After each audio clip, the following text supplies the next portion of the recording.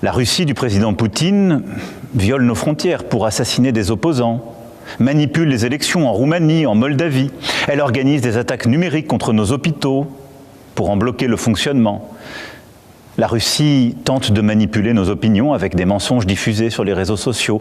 Et au fond, elle teste nos limites. Et elle le fait dans les airs, en mer, dans l'espace et derrière nos écrans. Qui peut donc croire, dans ce contexte, que la Russie d'aujourd'hui s'arrêtera à l'Ukraine? La Russie est devenue, au moment où je vous parle et pour les années à venir, une menace pour la France et pour l'Europe. Nous devons continuer d'aider les Ukrainiens à résister, jusqu'à ce qu'ils puissent négocier avec la Russie une paix solide pour eux-mêmes et pour nous tous.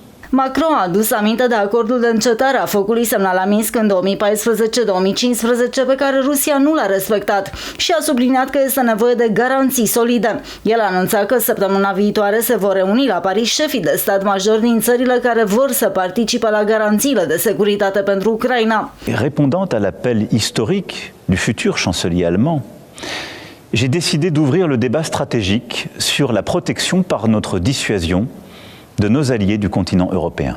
Președintele Franței a declarat că speră ca Statele Unite să fie de partea europenilor în chestiunea ucraineană, însă că aceștia trebuie să fie pregătiți dacă acest lucru nu se va întâmpla. În plus, a notat că taxele impuse de SUA Europei vor face rău tuturor, lucru de care își dorește să-l convingă pe Donald Trump.